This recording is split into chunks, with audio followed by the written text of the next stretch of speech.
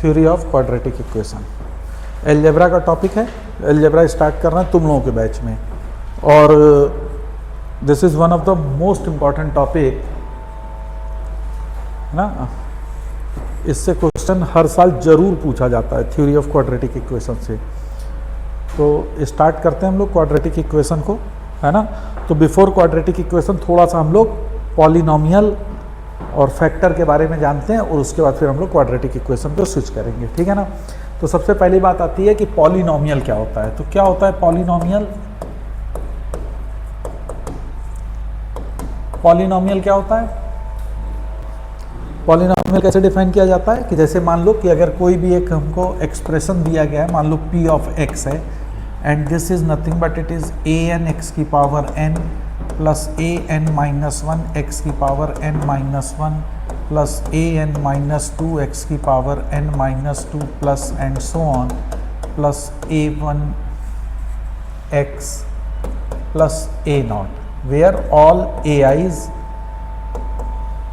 है ना belongs to real number, और an जो है that is not equal to 0 and n belongs to whole number. Okay, तो ये तुम्हारा क्या कहलाएगा? पॉलिनोमियल ऑफ डिग्री n की। x जो हाईएस्ट पावर होती है वो तुम्हारी डिग्री ऑफ द पॉलिनोमियल कहलाती है। ओके, बात समझ में आ गई। तो ये मेरी कितने डिग्री की पॉलिनोमियल है? कितने डिग्री की है? nth डिग्री की है, क्योंकि an मैंने कहा है कि an is not equal to 0, तो this is n degree polynomial, है ना। फॉर एग्जाम्पल जैसे मान लो कि तुमको कोई px दिया गया है 3x square minus 5x plus 2x cube minus 7, तो ये कितने डिग्री की पॉलिनोमियल हो गई? 3 डिग्री की, क्योंकि इसमें x की जो हाईएस्ट पावर है वो 3 है। तो जो हाईएस्ट पावर होती है, और ये पावर जो होती है वो हमेशा क्या होती है? Positive integer. होल नंबर होता है, होल नंबर में क्या होता है? 0 इंक्लूड होता है पॉजिटिव इंटीजर्स में, set of all the numbers. Is this clear? क्या ये चीज क्लियर है? तो ये कोई भी एक पॉलिनोमियल होगा, ठीक। अब बात को समझो कि कोई भी अगर जो पॉलिनोमियल है, जितने डिग्री की पॉलिनोमियल होती है उतने ही उसके रूट्स होते हैं। क्या होते हैं? रूट्स होते हैं। रूट्स कह लो या जीरोस कह लो, ठीक है ना। तो अगर ये n डिग्री की पॉलिनोमियल है तो इसके टोटल नंबर ऑफ रूट्स कितने होंगे? टोटल नंबर ऑफ रूट्स ये कितने हो जाएंगे? n। Is that okay? तो जैसे मान लो कि इस वाले एक्सप्रेशन में ये क्यूबिक इक्वेशन है, तो इसके टोटल कितने रियल रूट्स होंगे? कितने रूट्स होंगे, सॉरी कितने रूट्स होंगे? 3 रूट्स होंगे। अगर n डिग्री की है तो टोटल नंबर ऑफ रूट्स कितने होंगे? n होंगे। अगर 7 डिग्री की है तो टोटल नंबर ऑफ रूट्स कितने होंगे? 7 हो जाएंगे। क्लियर है ये चीज? बोलो ओके। अब मान लो जो ये तुम्हारे टोटल नंबर ऑफ रूट्स हैं, इन रूट्स को मैं रिप्रेजेंट कर रहा हूं alpha 1, alpha 2, alpha 3 up to alpha n से। Alpha 1, alpha 2, alpha 3 up to alpha n। तो अगर अल्फा 1 रूट है, ध्यान से समझना, अगर अल्फा 1 रूट है तो x माइनस अल्फा 1 एक फैक्टर हो जाएगा। Is that clear? तो जैसे अल्फा 2 रूट है तो दूसरा फैक्टर क्या होगा? x minus alpha 2। अगर अल्फा n रूट है तो एक फैक्टर क्या हो जाएगा? x minus alpha n। तो अगर हम इन सारे फैक्टर का मल्टीप्लाई कर दें, ओके, तो जो तुमको n डिग्री की पॉलिनोमियल थी that is px is an x की power n plus an minus 1 x की power n minus 1 plus and so on a1 x plus a not, है ना, जहाँ an नॉट इक्वल टू 0 है। तो इसमें लीडिंग कोफिशिएंट को तुम कॉमन ले लेते हो, और बाकी जो तुम्हारे टर्म बनते हैं वो क्या बन जाएंगे?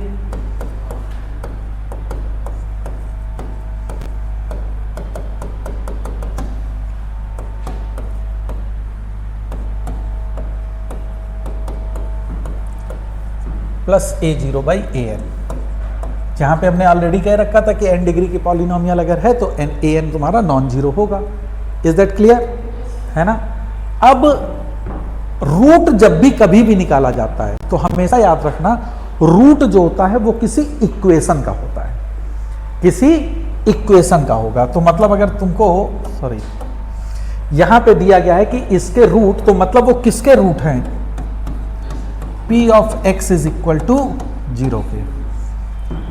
ओके, तो अगर यहां पे तुमको दिया गया है this is equal to 0, let us assume, तो ये इक्वल टू 0 हो जाएगा।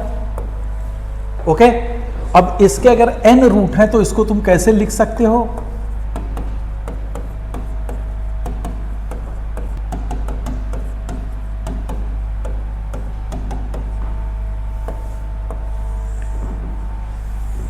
तो ये क्या हो जाएगी, n डिग्री की इक्वेशन, क्योंकि because it is equal to 0। अगर रूट होगा तो रूट हमेशा किसका होगा, इक्वेशन का।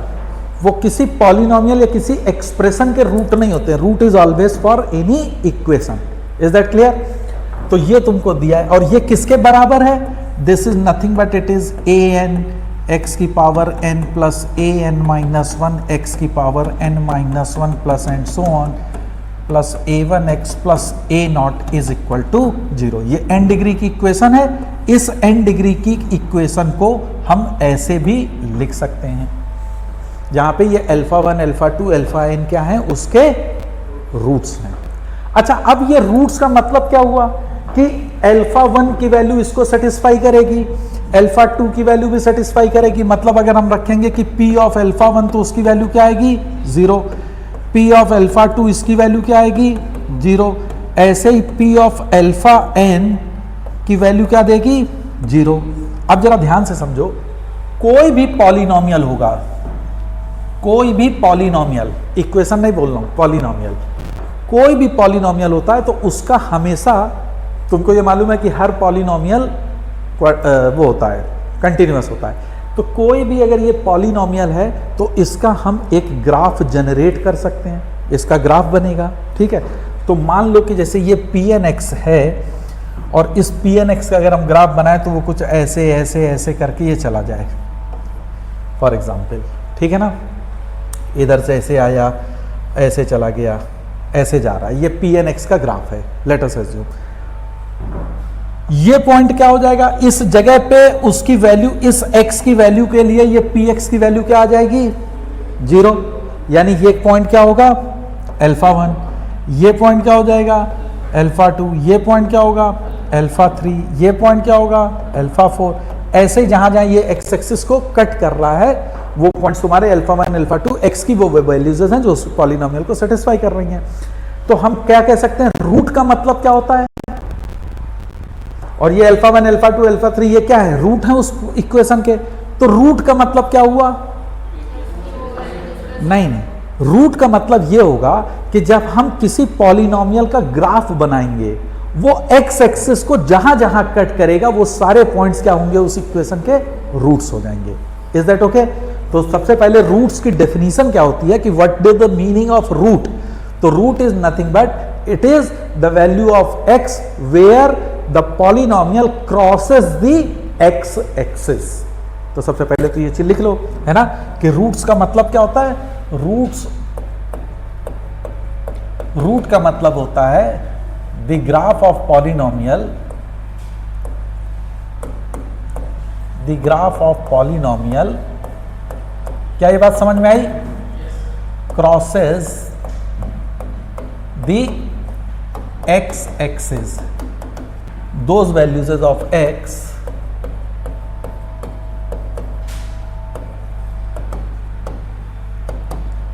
are known as roots of equation। ये रूट्स जान कहलाते हैं, है ना, x एक्सिस की जिस जिस पॉइंट पे कट करेगा। क्लियर है? अच्छा भाई, तो अगर मान लो मेरी कोई n डिग्री की पॉलिनोमियल है, तो वो एक उसका हम ग्राफ बनाएं तो वो x एक्सिस को कितनी जगह कट करेगा, मैक्सिमम कितनी जगह कट करेगा, n जगह पे, क्योंकि n ही रूट हो सकते हैं, बोलो। और मिनिमम कितनी जगह कट करेगा, नहीं, 0 भी हो सकता है ना, वो नहीं कट करेगा। तो इसका मतलब है कि भैया अब तो बड़ी समस्या आ गई कि अगर वो कट नहीं कर रहा है तो हमको तो x एक्सिस ओवर क्रॉस नहीं कर रहा, तो रूट ही नहीं हुए। क्योंकि रूट का मतलब क्या होगा, एक्स एक्सिस को कट करेगा, वही वैल्यू ऑफ एक्स जो होगी वो रूट कहलाएगी। अब उसने एक्स एक्सिस को मान लो कट नहीं किया, तब क्या हो गया? तब क्या हो जाएगा? अब रूट नहीं हुए, लेकिन उसके तो रूट होंगे, क्योंकि मैथ्स कहती है कि अगर n डिग्री का पॉलिनोमियल है तो n डिग्री की इक्वेशन बन गई, इक्वल टू 0 जैसे पुट करोगे तो उसके n रूट होंगे, दैट इज द फैक्ट। हमने उसका ग्राफ बनाया, वो एक्स एक्सिस को मान लो केवल 4 जगह कट किया, तो तुम कहोगे कि sir as per the graph इसके तो 4 ही रूट हुए, आप कह रहे हो n रूट होंगे, तो ये कैसे संभव हो सकता है? तो अब याद रखो, जो तुम ये रूट्स निकाल रहे हो, है ना, ये रूट्स ये दो तरह के होते हैं, एक होता है रियल और एक हो जाता है इमेजिनरी। क्लियर? रियल रूट्स का मतलब क्या होता है? ये जहां पे एक्स एक्सिस को कट करेगा, जो तुम्हें ग्राफ में दिख रहा है ना? नहीं समझे? तो मान लो, तो where graph cut the x axis, तो इमेजिनरी रूट क्या होंगे? Total minus real. Is that clear? तो उतने रूट उस पॉलिनोमियल के क्या हो जाएंगे? इमेजिनरी। क्या ये चीज क्लियर हुई? अब जैसे सपोज करो, एग्जाम्पल से समझो, मानो मैंने एक इक्वेशन दी x की power 4 minus 3x cube plus 7x square minus 5x plus 2 equal to 0। ये मैं रैंडमली लिख रहा हूं, ठीक है? और मैंने अगर इसका ग्राफ बनाया, सपोज करो वो ग्राफ कुछ ऐसे चला गया, लेट अस एज्यूम, ये एग्जैक्ट नहीं है, मैं फिर भी बोल रहा हूं, है ना? तो ये नहीं समझना कि इसका फिगर यही होगा, I am just giving you an example समझने के लिए। तो अब ये तो है एक पॉलिनोमियल इक्वेशन, बोलो कितने डिग्री की है? 4 डिग्री की है, तो इसके टोटल रूट कितने होंगे? TR से मैं टोटल रूट अगर लिखूं तो टोटल रूट इज 4 है, बोलो भाई। लेकिन ग्राफ से हमको दिख रहा है कि ये एक्स एक्सिस को कितनी जगह कट करी? 2 जगह पे, तो रियल रूट RR ये कितने हैं? 2। तो IR that is imaginary root कितने हो जाएंगे? 4 माइनस 2 दैट इज 2। तो इस इक्वेशन के जो 4 डिग्री की इक्वेशन है, इसके 2 रियल रूट हैं और 2 इमेजिनरी रूट हो गए। तो क्या ये बात समझ में आ गई? अच्छा, अब जो यहां पे तुमने अल्फा 1 अल्फा 2 लिखे थे, ये अल्फा 1 अल्फा 2 है ना, ये रूट्स हैं। मतलब इसका इससे मतलब नहीं होता है कि ये इमेजिनरी रूट है कि रियल रूट है। हाँ जी, ये टोटल रूट है ना? और इसको हमेशा जब मल्टीप्लाई में लिखोगे तो ऐसे ही लिखेंगे हम लोग, चाहे वो ये इमेजिनरी हो और चाहे वो रियल हो, it doesn't make any difference. क्या यहां तक क्लियर है? तो ये पॉलिनोमियल इक्वेशन, उसका रूट के मतलब, और वो रियल है कि वो इमेजिनरी होगा, इसका सेंस, ये चीज समझ में आ गई कि पॉलिनोमियल कोई क्या होगा, उसके इतने रूट ही होंगे, रियल होंगे, उसको हम फैक्टर मेथड में कैसे लिख सकते हैं। क्या ये चीजें क्लियर हो गई? चलो, यहां तक क्लियर है, तो अब हम स्टार्ट करते हैं क्वाड्रेटिक इक्वेशन पे, ठीक है? तो now write down quadratic equation.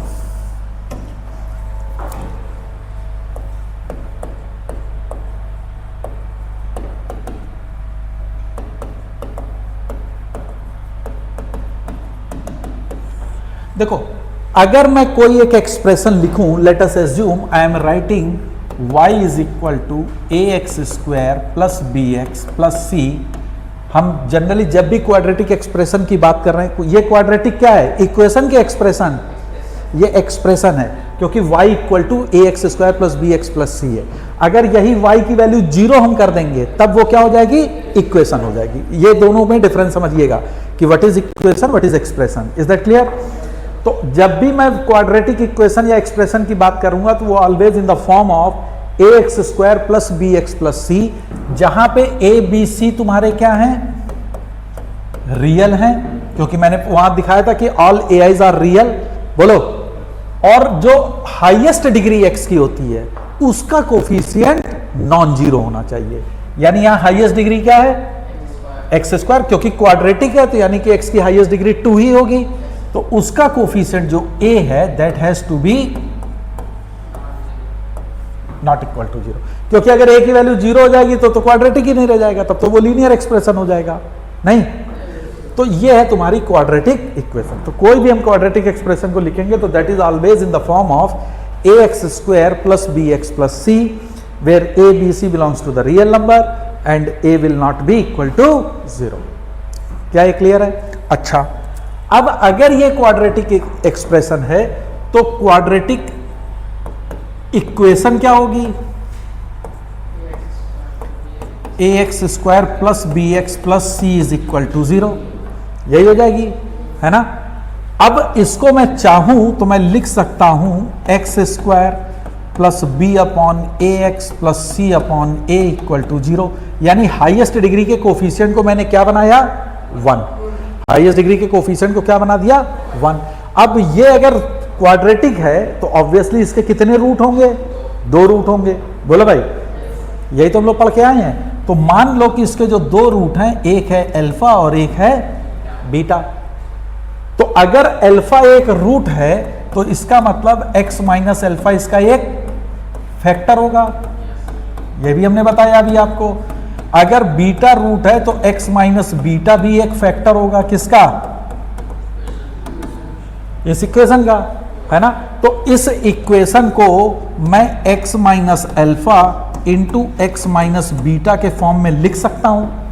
तो this x minus alpha into x minus beta is x square plus b upon a x plus c upon a equal to 0, इस फॉर्म में लिखा जाएगा। अगर मैं इसको एक्सपेंड करूं तो this is x square minus alpha plus beta times of x plus alpha beta, और इसकी वैल्यू किसके बराबर आ गई?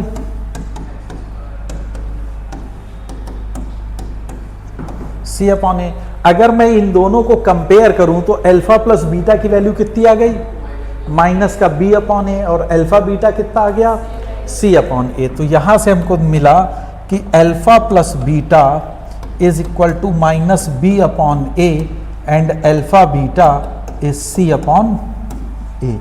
तो अल्फा प्लस बीटा क्या कहलाता है? सम ऑफ रूट्स, दोनों रूट्स का सम है। और अल्फा बीटा क्या कहलाता है? Product of root, that is equal to c upon a. क्या ये चीज क्लियर हो गई?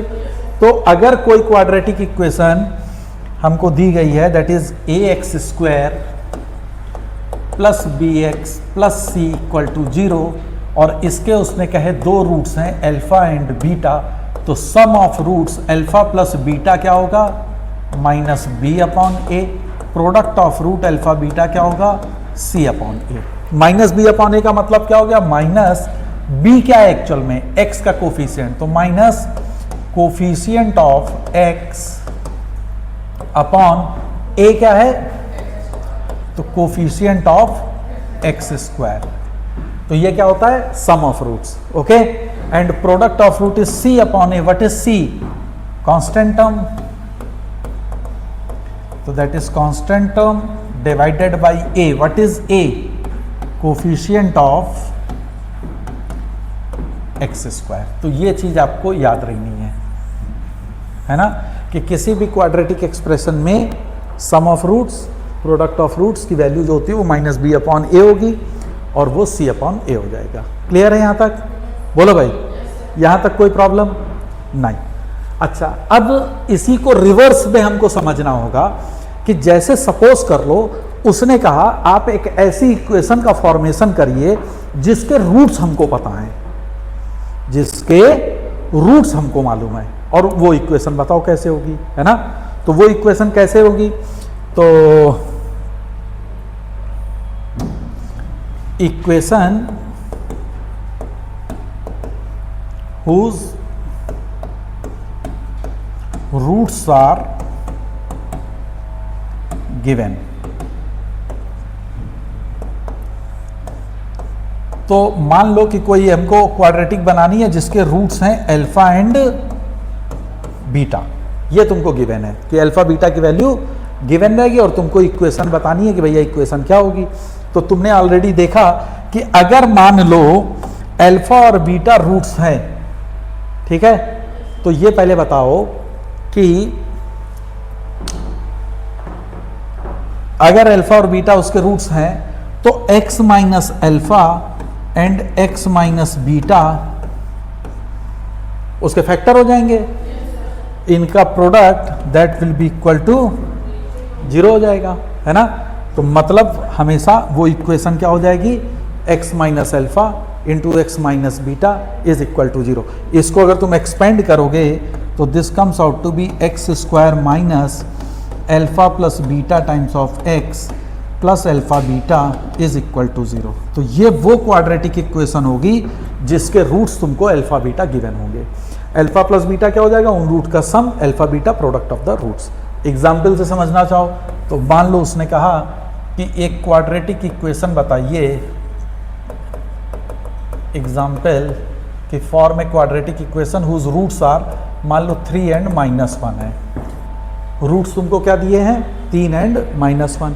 तो हमारी इक्वेशन क्या हो जाएगी, x square minus sum of roots, what is sum of roots 2x plus what is the product of roots -3 equal to 0। So x square minus 2x minus 3 equal to 0।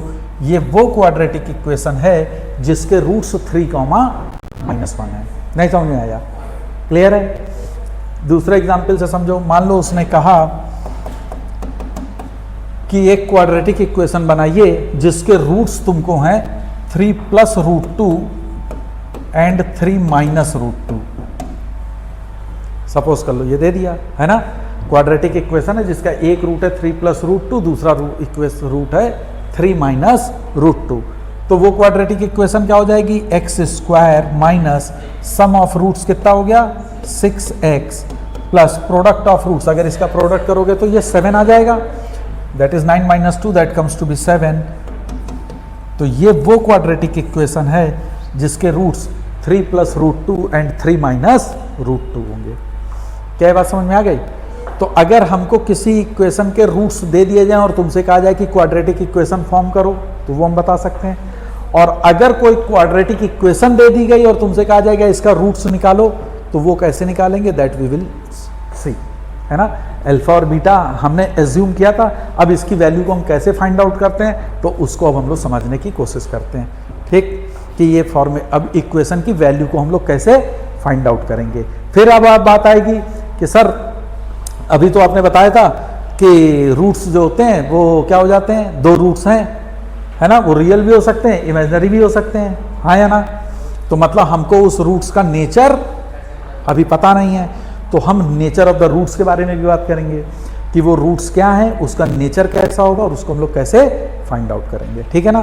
तो now अब हम लोग बात करेंगे कि roots and it's nature.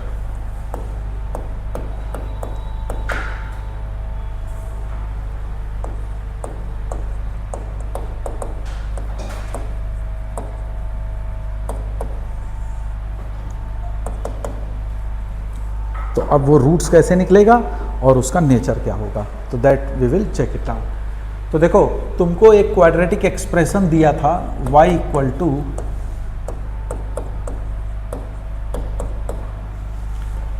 To ax square plus bx plus c, is that okay. चूंकि a non zero था तो इसमें से मैंने कह सकता हूं कि दिस इज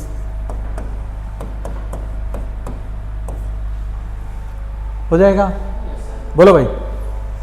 अच्छा अब इसको मैं अगर चाहूं तो अगर मैं परफेक्ट स्क्वायर बनाऊं तो this is nothing but x plus b by 2a का whole square minus b square by 4a square plus c by a. ये तो परफेक्ट स्क्वायर बना लेंगे हम लोग, ये तो बनाना आता होगा, बोलो भाई। तो मेरा जो एक्सप्रेशन आया that expression is nothing but it is y is equal to a x plus b upon 2a का whole square minus b square by 4a square plus c by a. बोलो भाई, क्या ये चीज क्लियर है, समझ में आ गया। अच्छा इसी चालू कर लो यार।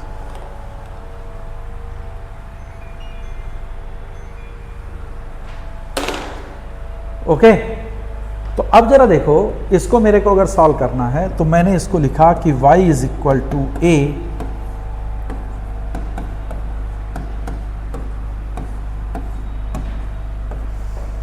इसमें अगर मैं 4a स्क्वायर एलसीएम ले लूं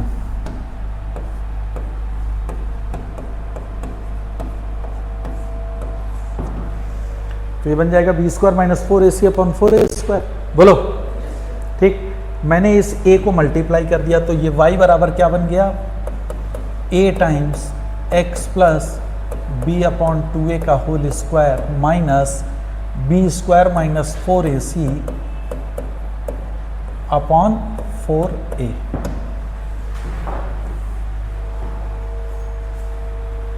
क्लियर है? बोलो। अब हमने एज्यूम कर दिया कि लेट जो ये B square minus 4ac term है इसको मैं कैपिटल D से रिप्रेजेंट कर रहा हूं और इसको कहता हूं discriminant of the equation. That quadratic equation का जो डिस्क्रिमिनेंट है उसकी वैल्यू हमेशा क्या रहेगी, बी स्क्वायर माइनस 4ac। तो अब मैं इस एक्सप्रेशन को कैसे लिख सकता हूं, that is y plus d by 4a is equal to a times x plus b upon 2a का होल स्क्वायर। क्या ये चीज समझ में आ गई? बोलो। क्लियर है ये चीज कि y प्लस ये इस साइड आ जाएगा तो y plus d upon 4a is equal to a times x plus b by 2a का होल स्क्वायर, है ना। ये जो इक्वेशन है जो x में क्या है, क्वाड्रेटिक है और y में क्या है, लीनियर है। x में क्या है, क्वाड्रेटिक, y में क्या है, लीनियर। तो ऐसा एक्सप्रेशन हमेशा हमको देता है पैराबोला को। किसको रिप्रेजेंट करता है, पैराबोला। तो दिस रिप्रेजेंट्स ए पैराबोला। ये एक पैराबोला को रिप्रेजेंट करता है, ठीक है ना। तो अगर कोई पैराबोला इस तरह का है कि y minus beta is equal to a times x minus alpha का होल स्क्वायर, अगर कोई पैराबोला इस फॉर्म का दिया गया है, इज दैट ओके? तो इसका वर्टेक्स जो होगा, वर्टेक्स जो पैराबोला का होगा वो अल्फा कॉमा बीटा होगा। वर्टेक्स क्या होगा, अल्फा कॉमा बीटा। और इसकी एक्सिस जो होगी वो parallel to line x equal to alpha की होगी। अभी इतना समझ लो, एक्सिस क्या होगी, parallel to x equal to alpha, line के पैरेलल होगी। Is that okay? समझ में आ गया? और वर्टेक्स क्या होगा, अल्फा कॉमा बीटा। अब बात आती है इस a की जो मल्टीप्लाइड में है ना। तो उसकी क्या बात आएगी, हमने क्या लिखा था कि y minus beta is equal to a times x minus alpha का होल स्क्वायर। तो इसका वर्टेक्स क्या होगा, वर्टेक्स को अगर मान लो v से रिप्रेजेंट करूं तो वर्टेक्स के कोऑर्डिनेट क्या हो जाएंगे, अल्फा कॉमा बीटा। एक्सिस जो होगी वो क्या होगी, पैरेलल टू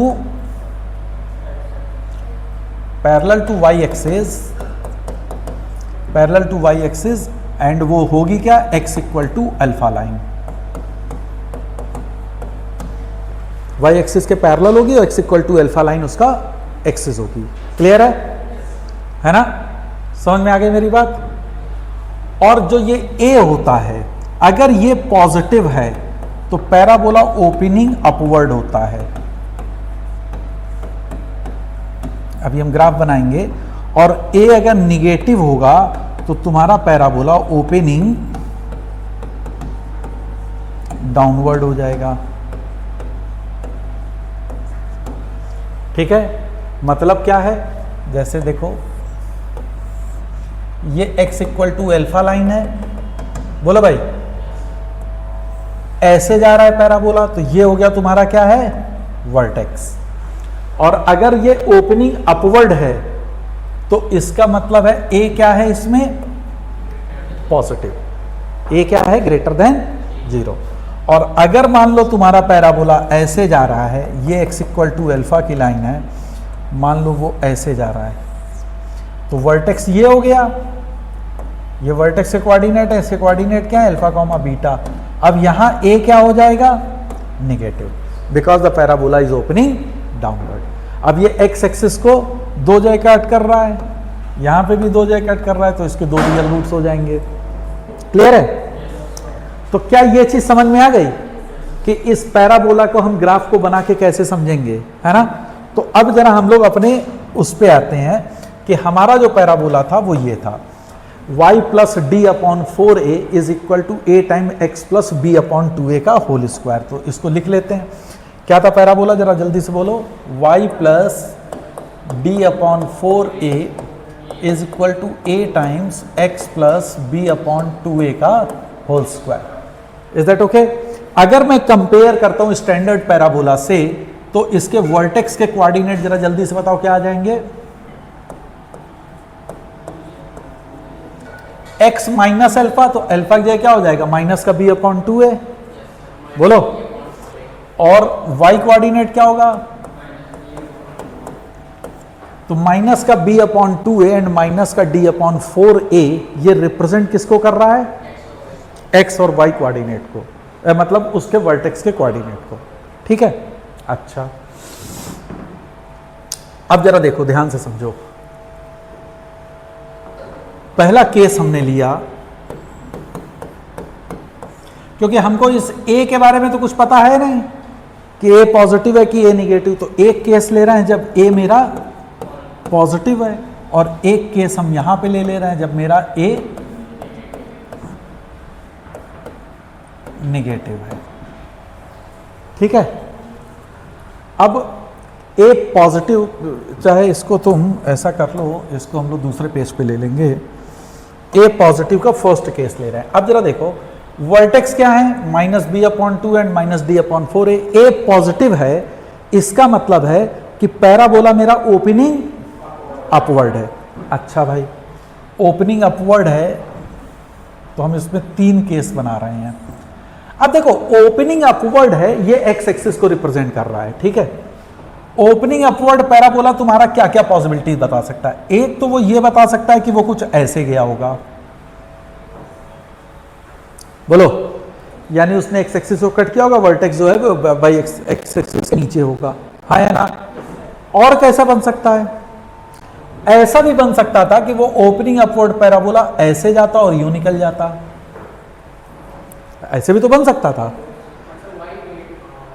किसमें, तो कोई जरूरी थोड़ी ना कि वाई निगेटिव है ना।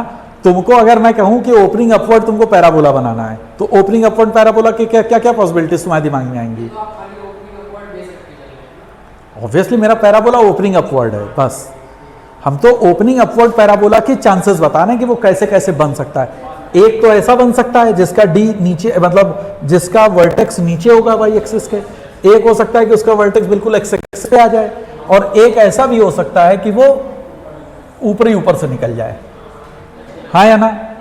ये पॉसिबिलिटीज होंगी। अच्छा, ये वर्टेक्स के कोऑर्डिनेट हैं, इसके कोऑर्डिनेट जल्दी बताओ क्या होंगे।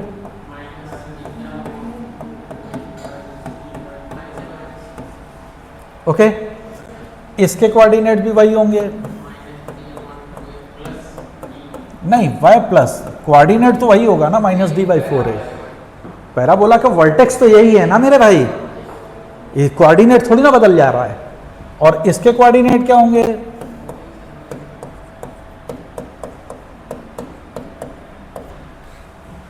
क्लियर।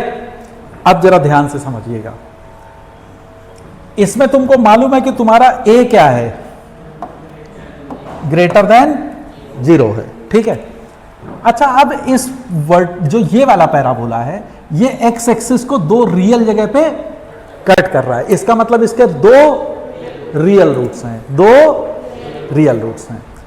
तो 2 रियल एंड डिस्टिंक्ट रूट्स हैं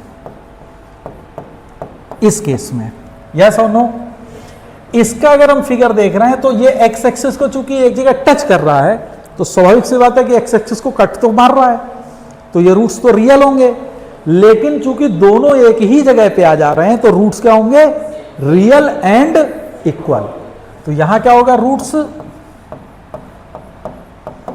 roots are real and equal. नहीं समझ में आया।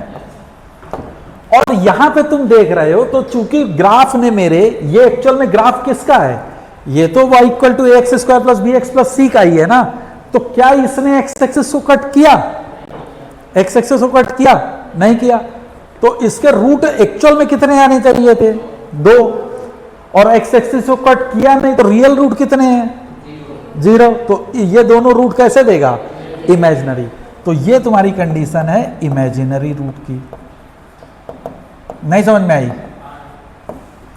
अब वो कंडीशन कैसे जनरेट होगी जरा हम उसको देख लें। ये मैं ए पॉजिटिव की केस की बात कर रहा हूं। अब जरा ध्यान दो,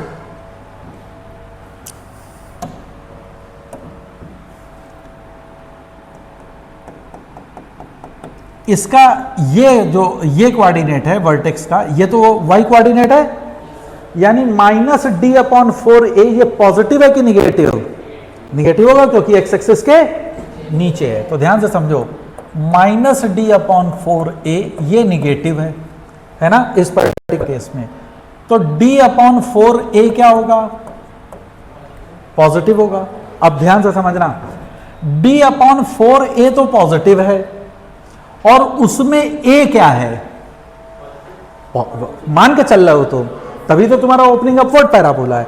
तो उसमें a क्या है? पॉजिटिव है। बोलो भाई, अब a पॉजिटिव हो गया और 2 नंबर का डिवीजन पॉजिटिव है, तो 100% d को क्या होना पड़ेगा? पॉजिटिव। तो इसका मतलब है कि इस केस में d मस्ट बी पॉजिटिव। तो अगर d की वैल्यू पॉजिटिव आ गई तो मेरे रूट्स क्या होंगे? Real and distinct. अभी हम लेकिन a पॉजिटिव के केस में चल रहे हैं। इस केस में आ जाओ तो -d/4a इसकी वैल्यू क्या होगी?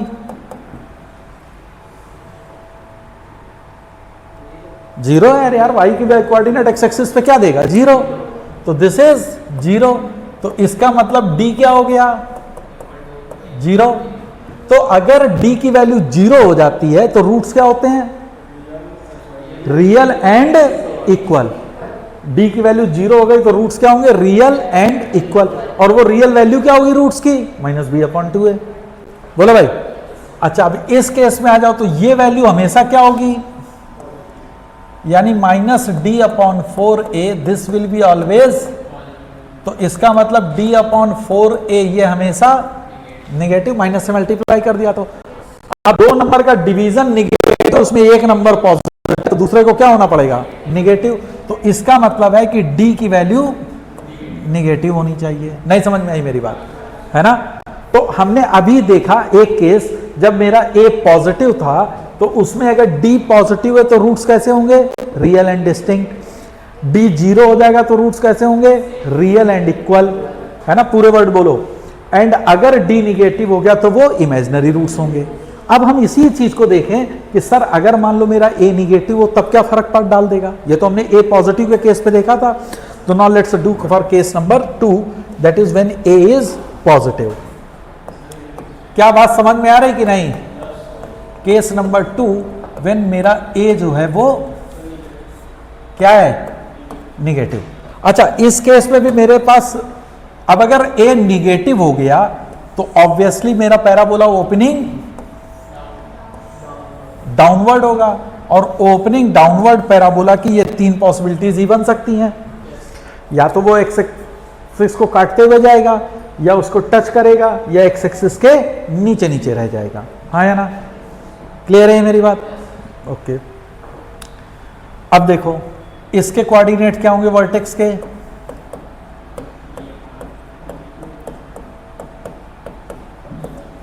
यहां पे वर्टेक्स तो हर जगह वही रहेगा, और इस जगह पे वर्टेक्स से कोऑर्डिनेट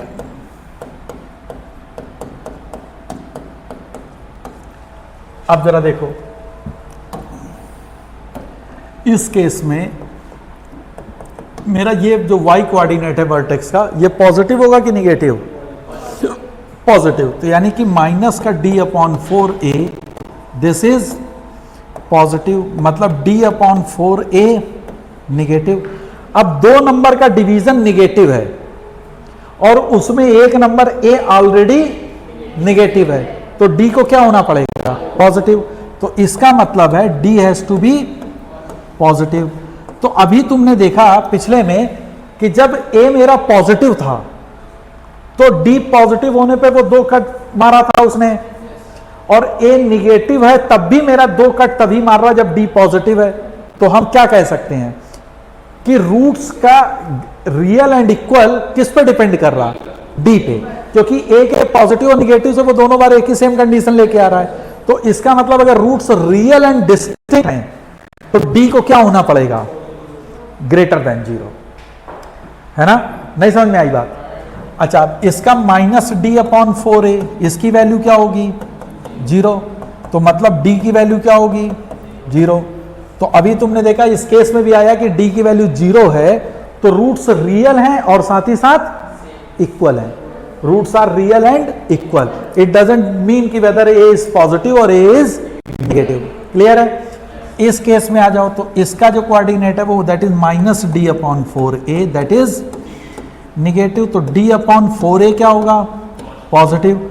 अच्छा, अब d अपॉन 4a पॉजिटिव, यानी दो नंबर का डिवीजन क्या है, पॉजिटिव।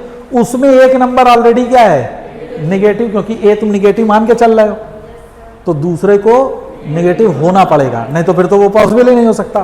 तो फिर यहां से तुमको निकल के आया कि सर d को निगेटिव होना पड़ेगा। तो d जब निगेटिव है तब रूट्स कैसे आ गए, इमेजिनरी, नहीं, रूट्स कैसे आ गए, और हम लोगों ने पिछले केस में भी देखा था कि रूट्स इमेजिनरी। तो इसका मतलब है कि कोई भी क्वाड्रेटिक इक्वेशन के रूट्स का नेचर कौन डिपेंड कर रहा है, किस पे डिपेंड कर रहा है, डी पे, दैट इज द डिस्क्रिमिनेंट पे, कि अगर वो ग्रेटर देन 0 है तो रूट्स रियल एंड डिस्टिंक्ट। ये चीज याद रखना है, when d is greater than 0 roots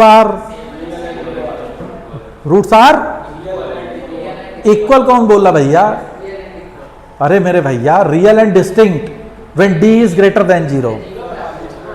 अच्छा, मैंने 0 बोला था। अच्छा, व्हेन d इक्वल टू 0 तो roots are real and equal.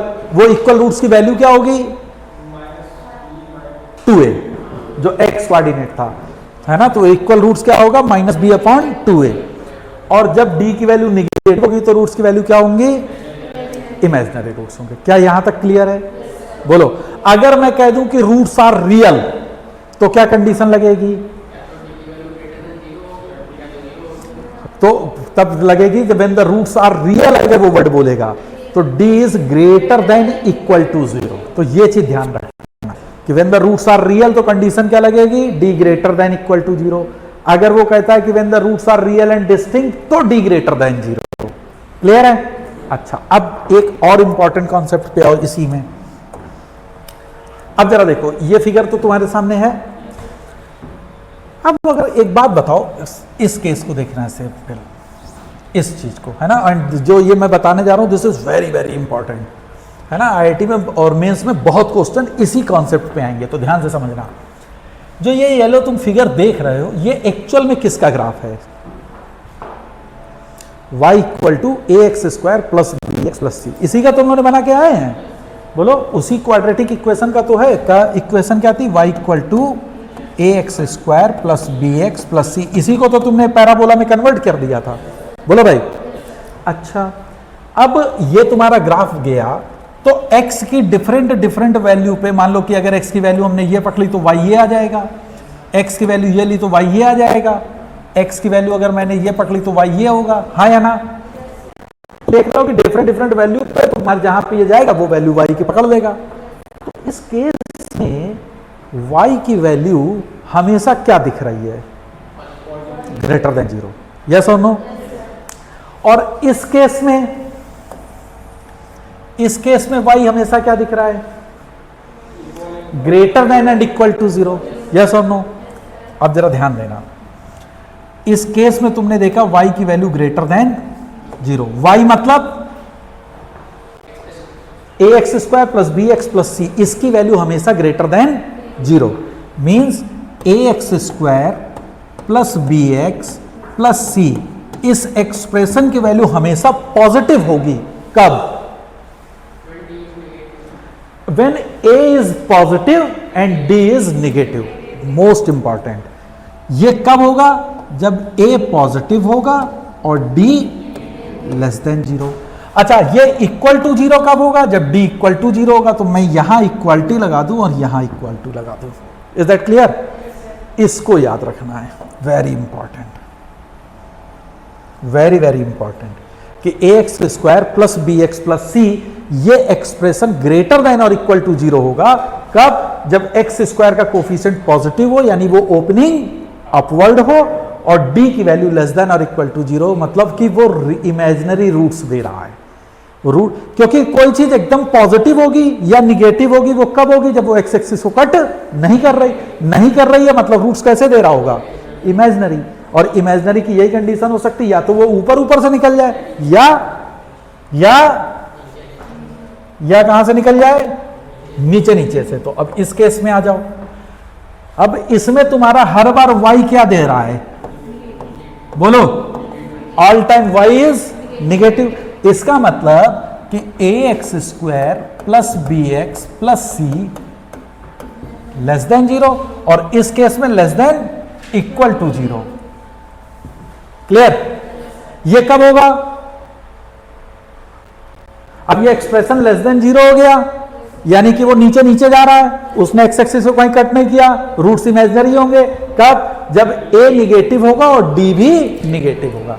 तो this is possible when a is negative and d is less then और इक्वल टू 0। जब अगर यहां इक्वालिटी होगी तो यहां इक्वालिटी, अगर यहां इक्वालिटी नहीं होगी तो d पे इक्वालिटी नहीं लेना है। क्या ये चीज समझ में आई कि नहीं? वेरी वेरी इंपॉर्टेंट है ये चीज, है ना? हाँ जी, हाँ ऑब्वियसली, लेकिन उसका डी जो होगा वो हमेशा निगेटिव ही रहेगा। क्यों? क्योंकि वो या तो एक्स एक्सिस से ऊपर जाएगा तभी पॉजिटिव देगा, एक्स एक्सिस के नीचे जाएगा तभी निगेटिव देगा, है ना? यानी रूट्स कैसे होंगे? इमेजिनरी। और इमेजिनरी की कंडीशन क्या होगी? D should have to be negative.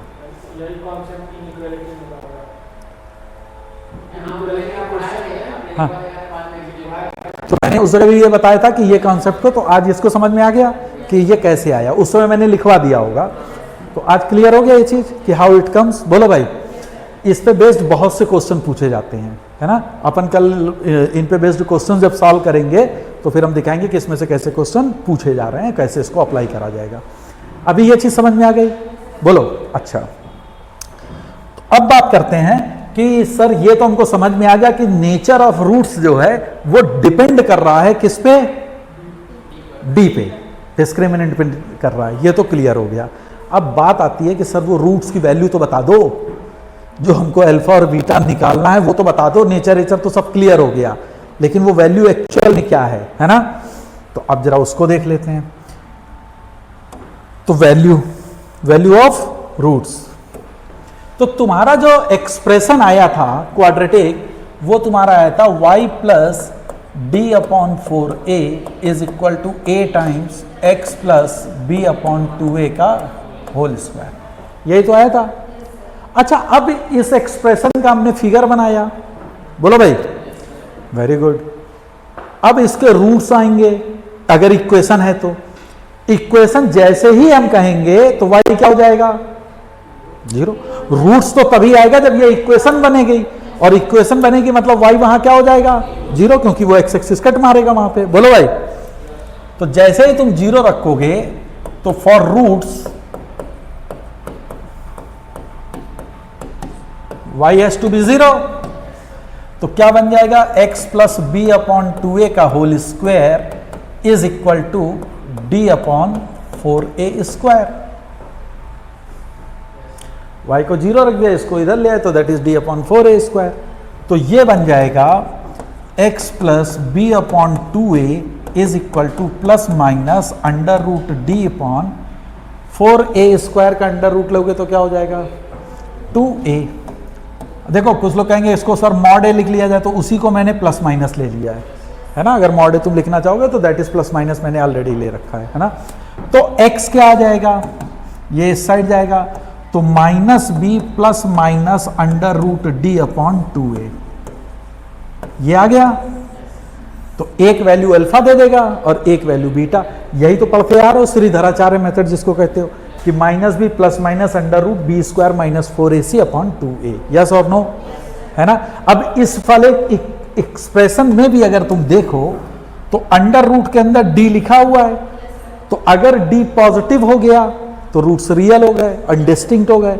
अगर d 0 हो गया तो minus b upon 2a real ही होगा, और d अगर निगेटिव हो गया तो ये अंडर रूट के अंदर निगेटिव नंबर होगा तो रियल तो एग्जिस्ट करेगा नहीं, तो रूट्स कैसे हो जाएंगे? इमेजिनरी। तो इस एक्सप्रेशन से भी ये चीज क्लियर है, नहीं समझ में आई?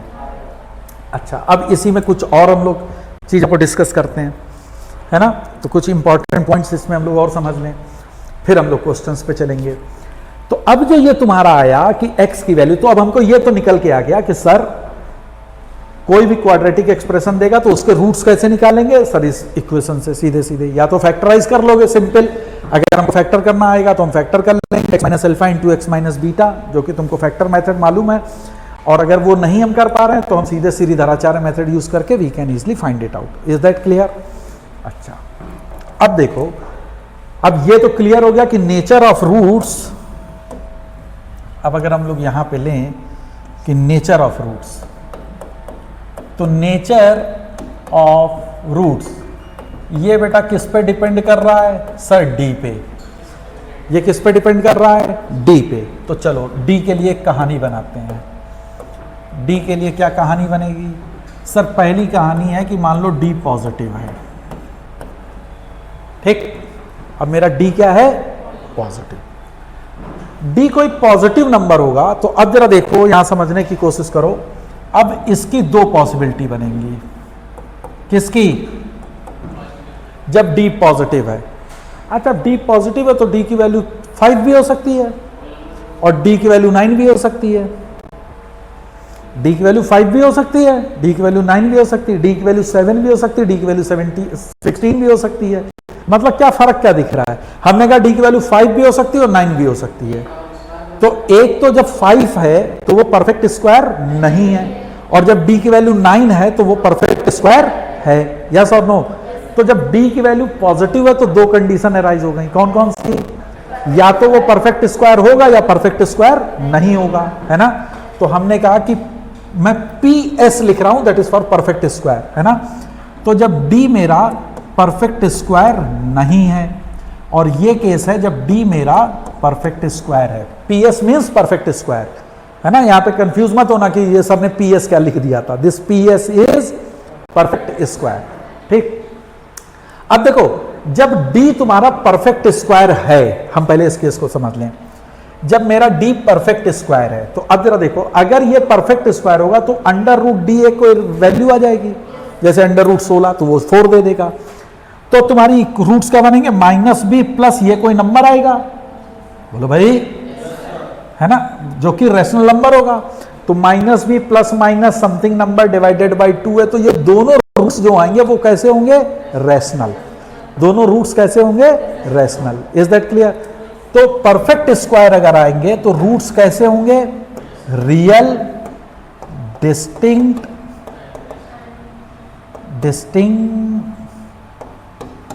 And rational.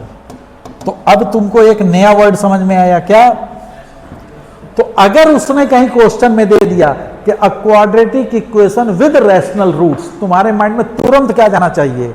कि डी इसका परफेक्ट है, तभी रूट्स रैशनल होंगे, अदरवाइज होंगे ही नहीं। नहीं समझ में आई बात? Is that clear? तो दिस इज वेरी इंपॉर्टेंट कि ये वर्ड को पकड़ना है ना? वर्ड को पकड़ना है और उससे हमको बैक कैलकुलेशन पे भागना है कि ये सोचना पड़ेगा हमको, ओ इसने ये दे दिया, इसका मतलब हमको ऐसे सॉल्व करना है। नहीं समझ में आई बात? ओके। अच्छा, अब जरा देखो, अब हमने कहा मेरा सर डी परफेक्ट स्क्वायर तो है नहीं, तो अगर डी परफेक्ट स्क्वायर नहीं है तो देखो ये कैसे गायब हो गया भाई? ये क्या था? -b plus minus under root d upon 2 है ना? तो अब जरा देखो, अगर रैशनल नहीं है तो इसकी कोई वैल्यू होगी, है ना? जैसे अंडर रूट 5, अंडर रूट 7 ऐसे कुछ होगी। तो ये देखो अल्फा क्या बनेगा, ध्यान से समझना, -b अपॉन 2a प्लस, हमने प्लस वाले को अल्फा ले लें, तो ये होगा under root d upon 2a, है ना? अगर मैं इसको p मान लूं और ये एक इर्रेशनल नंबर होगा जो मान लो अंडर रूट क्यू टाइप से है ना? तो बीटा क्या हो जाएगा? -b अपॉन 2a माइनस का under root d upon 2a। तो एक रूट क्या होगा? ये आ गया p plus under root q का फॉर्म, और दूसरा क्या आ गया? है ना, बोलो। अब अंडर रूट क्यू ये तो इर्रेशनल नंबर होगा क्योंकि ये परफेक्ट स्क्वायर में है नहीं, बोलो भैया, नहीं समझ में आ रही मेरी बात? आ रही है। तो अगर मेरा डी परफेक्ट स्क्वायर नहीं है तो रूट्स कैसे होंगे? इर्रेशनल। रूट्स कैसे होंगे? इर्रेशनल, है ना। तो इसमें सबसे पहली चीज आ गई, रियल एंड डिस्टिंक्ट तो रहेगा ही रहेगा, साथ में एक चीज और क्या जुड़ेगी? इर्रेशनल। अब इसमें एक चीज याद रखना है कि इर्रेशनल रूट अगर हैं तो दोनों पेयर में रहेंगे। अगर एक p plus under root q है तो दूसरा ऑटोमेटिकली क्या हो जाएगा? तो ये इर्रेशनल रूट्स पेयर में आएंगे। पेयर का मतलब p रूट क्यू तो दूसरा हो जाएगा p minus under root q, जहां पे p और q दोनों रेशनल नंबर हैं।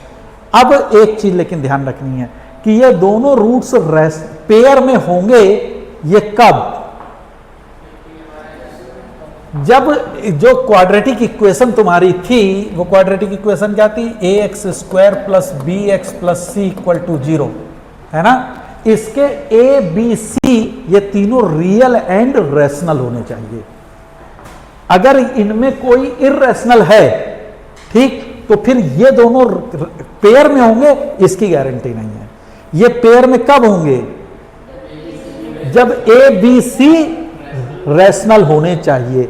तो ये कब पॉसिबल होगा? When a b c belongs to rational number, that is q. Is that okay? समझ में आ गई मेरी बात? नहीं समझ में आई? क्लियर है? तो इसमें हम लोगों ने देखा कि अगर डी सर पॉजिटिव है, दो पॉसिबिलिटी, परफेक्ट स्क्वायर होगा तो रूट्स जो होंगे वो रेशनल आएंगे। अगर परफेक्ट स्क्वायर नहीं होगा तो रूट्स इर्रेशनल होंगे, पेयर में आएंगे। लेकिन सर एबीसी को रेशनल होना पड़ेगा। अगर एबीसी रेशनल नहीं है तो फिर ये कंडीशन नहीं रहेगी कि वो पेयर में हो। इर्रेशनल रूट्स होंगे लेकिन वो पेयर में होंगे कि नहीं, इसकी गारंटी नहीं है। क्लियर हो गई मेरी बात कि नहीं समझ में आया? अब दूसरा केस आ गया कि जब डी तुम्हारा इक्वल टू 0, तो ये तो सिंपल सा केस है कि x की value minus b upon 2a हो जाएगी, roots are real and equal. तो ये तो तुम आप समझ लोगे। जो इंपॉर्टेंट वन है that is d is less than 0। D equal to 0 का तो समझ में आ गया ना, यहां पे लिख लो d equal to 0, real equal roots होंगे और उस इक्वल रूट्स की वैल्यू क्या होगी? Minus b upon 2a। Clear? अब बात करते हैं जब d मेरा निगेटिव है। अब जब d की वैल्यू निगेटिव हो गई तो फिर से अब यहां आ जाओ, तो देखो अब ये क्या देगा? Minus b plus minus under root minus का समथिंग डिवाइडेड बाई 2a। तो ये माइनस, जैसे -7, माइनस का अंडर रूट -7।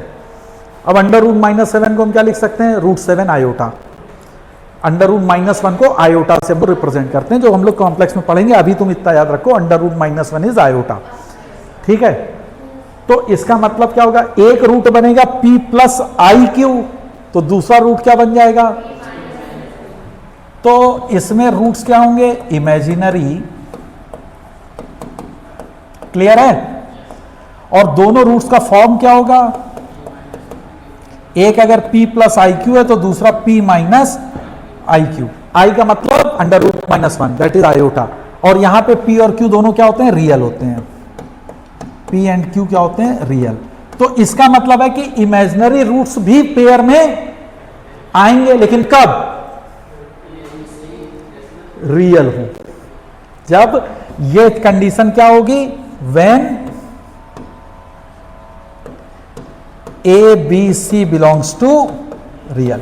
अगर इनमें एक भी इमेजिनरी हो जाएगा तो फिर ये पेयर में होंगे कि नहीं, इसकी गारंटी नहीं है। उसके रूट्स इमेजिनरी हो जाएंगे लेकिन वो पेयर में होंगे कि नहीं होंगे, ये हम नहीं कह सकते। फिर नहीं समझ में आई बात, है ना। जैसे मान लो कि एक कोई क्वाड्रेटिक इक्वेशन है, फॉर एग्जांपल समझने की, जैसे एक क्वाड्रेटिक इक्वेशन है x-1 into x minus iota is equal to 0, है ना।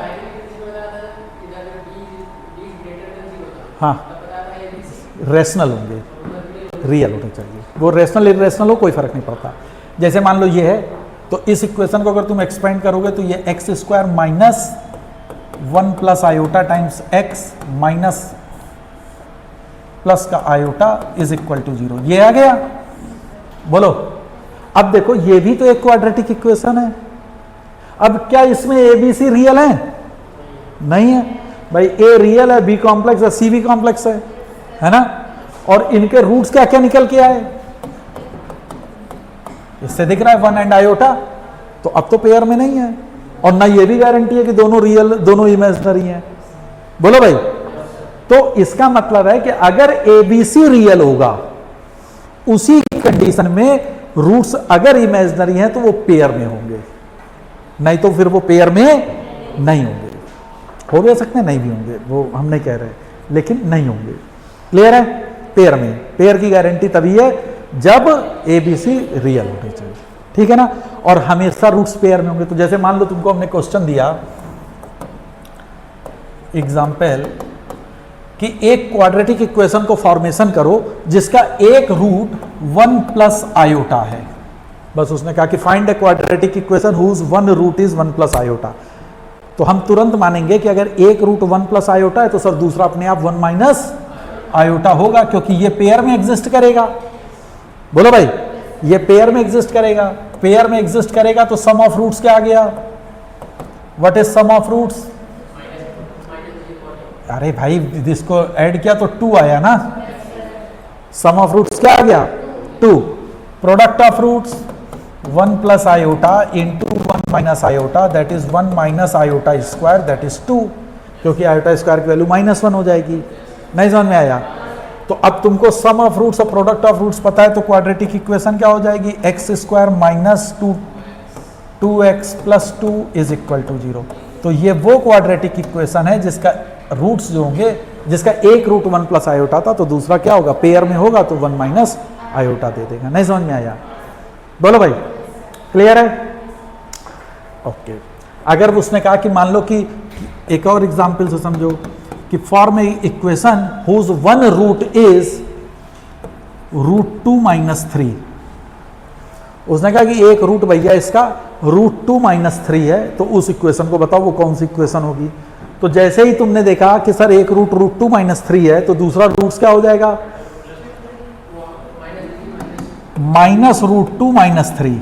ये दूसरा होगा ही होगा, क्योंकि वो पेयर में होगा। हम ये मान के चल रहे हैं कि उसके कोफिशिएंट रेशनल में ही होंगे। सम ऑफ रूट्स क्या आ जाएगा? दिस प्लस दिस, तो ये √2 से √2 कैंसिल हो जाएगा, -6। प्रोडक्ट ऑफ रूट्स क्या आ जाएगा? √2 - 3 इंटू -√2 - 3, तो इसकी वैल्यू कितनी आ जाएगी? a plus b into a minus b. क्या हो जाएगी इसकी वैल्यू?